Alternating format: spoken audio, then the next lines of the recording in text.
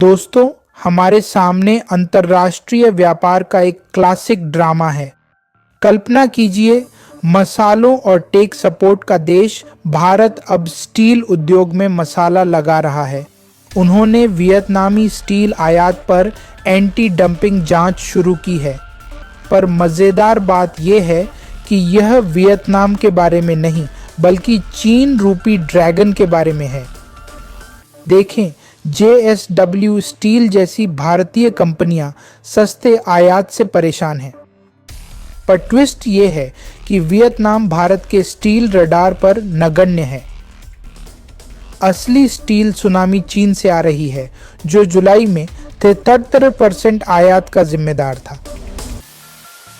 ये है असली स्टील का खेल। पर आप पूछेंगे, चीन स्टील से बाजार में क्यों खेल रहा है? तो तैयार हो जाइए चीन की आर्थिक रोलर कोस्टर राइड के लिए। पूर्व इंफ्रास्ट्रक्चर चैंपियन अब आर्थिक मंदी का सामना कर रहा है।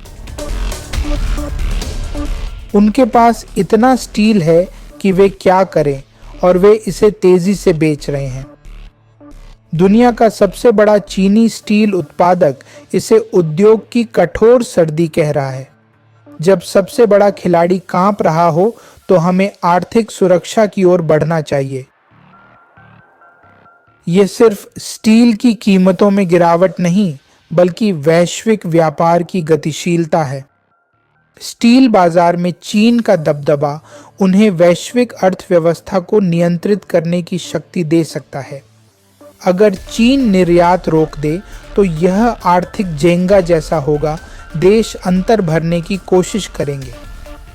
हम पहले से ही इसके प्रभाव देख रहे हैं। चीन का स्टील भारतीय कीमतों से हजारों रुपये प्रति टन कम है। यह एक स्टील मूल्य युद्ध है और घरेलू उत्पादक दबाव में है। लेकिन भारत अकेला नहीं है जो इस स्टील सुनामी से बचने की कोशिश कर रहा है। ब्राज़ील ने चीनी स्टील पर आयात कोटा लगाया है और अमेरिका यूरोप टैरिफ दीवारें तेजी से खड़ी कर रही हैं। अमेरिका में इलेक्ट्रिक वाहनों पर 100% और यूरोप में 80% तक टैरिफ की बात हो रही है। यह वैश्विक आर्थिक वैक ए मोल खेल जैसा है। तो इसका व्यापार जगत पर क्या असर होगा? यह याद दिलाता है कि आज की अर्थव्यवस्था में बीजिंग की घटनाएं वहीं नहीं रुकती। वे मुंबई, ब्रुसेल्स और आगे तक फैलती हैं। यह कंपनियों को आपूर्ति श्रृंखला विविधीकरण और नीति निर्माताओं को व्यापार संतुलन का संकेत है। याद रखें, अंतर्राष्ट्रीय व्यापार में बड़ी कहानियां अक्सर टैरिफ नियमों की बारीकियों में छिपी होती हैं। अपनी नज़र और आर्थिक रडार सतर्क रखें, क्योंकि वैश्विक इस्पात कहानी लगातार मोड़ ले रही है। अगले एपिसोड में देखेंगे कि व्यापार तनाव इस्पात से आगे के उद्योगों को कैसे प्रभावित कर रहा है। तब तक के लिए अलविदा। इस वीडियो को देखने के लिए बहुत बहुत धन्यवाद। फिर मिलेंगे।